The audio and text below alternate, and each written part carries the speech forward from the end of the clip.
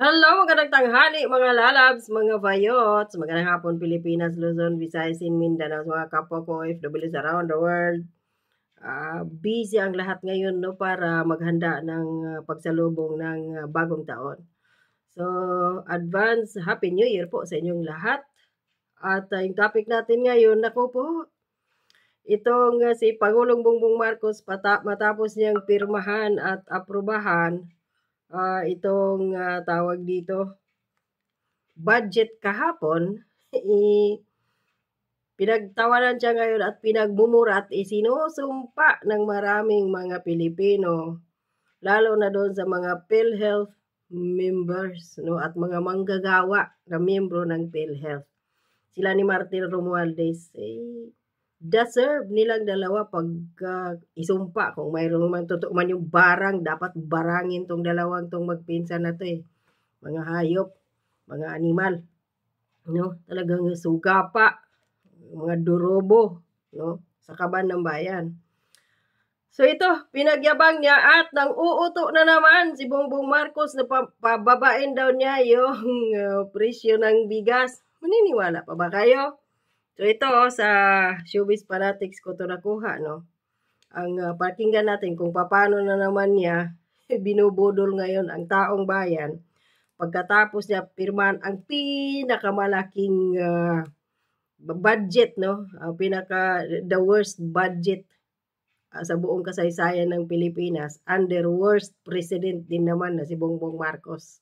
Ito, panoorin natin muna tapos magbigay tayo ng comment o reaction.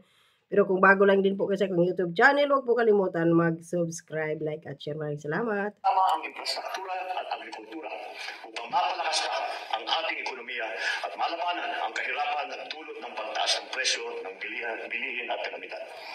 Sandali. Tiniyakin namin. Papalakasin daw ang infrastruktura at agrikultura. Totoo ba yan, Mr. President? Wala ka nga biggest master plan para sa infrastructure na mismong kapatid mong si Senadora Amy Marcos na ang nagsabi niyan for 6 years terms mo. Wala kang major infrastructure project. At wala ka ring major or master plan para sa flood control na kung nasaan ang 1.44 trillion a day. Pagdating din naman sa agrikultura, kamakailan lang, si Martin Romualdez pumunta sa Cambodia at 4 days, 5 days ago, may balita din na nag-anunsyo ang gobyerno mo na aangkat ng 1 million metric tons na bigas doon sa Pakistan. Paano ninyo palalakasin ang agrikultura kung angkat kayo, import kayo ng import ng mga bigas or kung ano pa mang mga supply ng mga basic commodities sa Pilipinas? Pinapatay po ninyo ang mga magsasaka. Tapos binubuhay ninyo yung mga magsasaka sa iba't ibang mga bansa. Na may papatupad ang mga plano upang... Sandali lang ha. Na may papatupad ang mga plano upang maipababa ang presyo ng pagkain. Sa Showbiz Fanatics, credit to the owner. Itutuloy namin ang mga hakbangin upang mapunan ang kakulangan sa gusaling pampaaralan at ang mga... Nagdadala na naman siya. May binabasa na nga, umaanga pa, aanga-anga. May papatupad ang mga plano upang maipababa ang presyo ng pagkain, lalong-lalo na ang bigas. Ayun. Itutuloy namin ang mga... Ano mabodol na naman siya. Itutuloy na mapababa ang presyo ng pagkain, lalo na daw bigas. Another bodol, 70 pesos sa bigas. At palakpakan naman itong mga putangina na mga politiko na masaya na nakikinabang sa kaban ng taong bayan, lalo na itong Kongreso at ang Senado. Isa ito sila magkasabwat, pati ang presidente, sa 6.3 trillion mahigit na budget na to, nananakawin nila next year, lalo na po yung mga re-electiones under Marcos administration o nakatikit sa Partido Federal. Makikinabang mula sa senador hanggang sa mayor, vice mayor. Hakbangin upang mapunan ang kakulangan sa mga gusaling pampaaralan at ang mga computer ng mga eskwelahan. Sisiguruhin natin na... Paano mo matugunan ang kakulangan sa eskwelahan, lalo na yung computer program? Binawasan mo ng 12 billion. Papalagan natin 10 billion. So, paano mo matugunan iyon? Binawasan mo nga. Mr. President, hibang ka ba? Wala ka na sa katinuan magsalita. Yung binabasa mo, dapat tingnan mo muna. Bago mo ipagyabang sa sambayanang Pilipino, lalo na sa DepEd. Binawasan ninyo ang budget, lalo na sa PhilHealth, zero. Tapos sasabihin mo ngayon, ipapatupad yung mga hakbangin dyan sa mga school rooms at sa mga computer ng DepEd na binawasan ninyo. Napakatarantado mo naman, Mr. President. Grabe ka mambudol sa taong bayan. Tuloy at mas lalawin pa ang mga benepisyo ng lahat ng Pilipino sa ilalim ng PhilHealth. Through this budget, we will also prioritize green investments and disaster preparedness to safeguard our environment and ensure resilience against... Ito yung nakakaputang ina talaga. Pinagyabang pa dito na sisiguruhin maayos yung mga sa PhilHealth. Zero subsidy ka nga eh. Ziniro ninyo dahil kunwari may 600 billion na pundo. Magkano lang yan? Kung ikumpara mo sa ilang mahigit 100 milyong miyembro. Pagpalaga natin 100 million yung member ng PhilHealth. Paano pa yung mga nitibo na hindi na kailangan nilang magpa-membro? Basta Pilipino ka, membro ka na ng PhilHealth, magpagamot sa mga hospital. O yung uunahin ngayon ng PhilHealth, ahensya ng PhilHealth sa mga hospital, tatanungin yung mga tao, kung ikaw ba ay PhilHealth members ka, or member ka, ikaw ang uunahin. Kung hindi ka membro, nakasalalay ka lang dun sa universal healthcare na yan, na kahit hindi ka membro, basta Pilipino ka, ulitin ko, ay maka-avail ka ng PhilHealth. Wala na. Dahil ziniro ni Bongbong Marcos. Ninakaw pa niya. Kinuha pa niya yung 89 billion pesos. We shall drive innovation and enhance trade and investments to create more quality jobs and to improve productivity. To sustain these efforts, we are advancing governance reforms. We shall continue to improve our systems for a more efficient, transparent, and accountable government. Through digitalization, we shall streamline services, reduce bureaucratic delays, and combat corruption. Sa aking mga kasamahan sa pamahalaan. In combat corruption, putang ina ka. Ikaw nga yung number 1 corrupt ngayon. Sa bansang Pilipinas kayong magpinsan. Tapos ngayon combat corruption. Paano ninyo kung lalabanan yung corruption kung kayo mismo namumuno dyan yung corrupt? Nais kong ipaalala ang ating tungkulin sa bayan. Gamitin natin ng wasto ang pondo ng ating bayan. Siguruhin natin na agarang masimula ng mga proyektong napopondohan at matapos ito ng naayon sa programa at pondong inilaan dito. So as we close this year and step into a new chapter, let us remind ourselves of our shared responsibility. Nation building is not the work of government alone. It is a partnership that we make with every single Filipino. With unity, with determination and a clear vision, we can achieve... Sa anong mga project yun? Bakit hindi man lang maipagmalaki yun ng mga mainstream media na bayaran at saka yung mga bayarang vloggers ni Marcos at ni Tambaloslos na ito yung mga project, mga pinapagawa ni Bongbong Marcos ngayon gamit yung pira ng taong bayan? Wala. Pero sa mga parte, kailangan ng 22 billion para mag-host ng ASEAN ang Pilipinas dahil hindi makapag-host ang Myanmar dahil sa kanilang sa issue ng kanilang bansa ngayon, kaguluhan. Ayaw din ng Malaysia. So ito ngayon, ang Pilipinas ang nagpresenta. Kami na lang.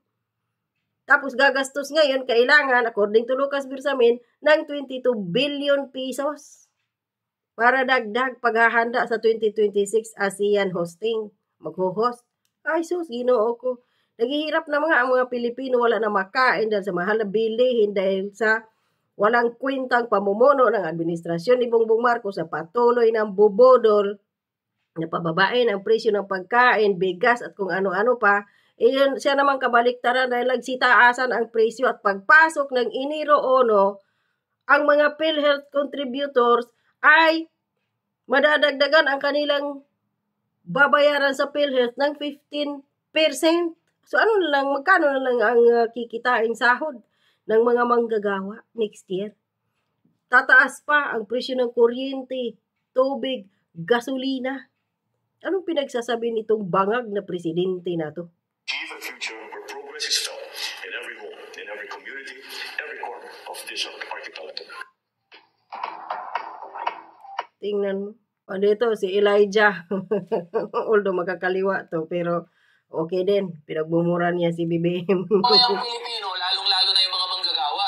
Naman. Paliwanag ko sa inyo anong meron dyan sa 2025 budget. Nakakapirma lang ngayong araw ni Bongbong correct. Marcos. Una, zero pa rin ang budget o subsidy na ibibigay ng gobyerno Sa sa PhilHealth. PhilHealth, Ibig sabihin yan, hindi na magbabayad ng premiums o kontribusyon yung gobyerno mismo para matiyak na lahat tayo, lalong-lalo na yung mahihirap o indigent natin ng mga kababayan, Yun. ay covered ng PhilHealth at maka-access sa mga healthcare services. Pwede pala yun eh. Kung yung gobyerno mismo hindi nagbabayad ng kanyang kontribusyon, dapat tayo rin.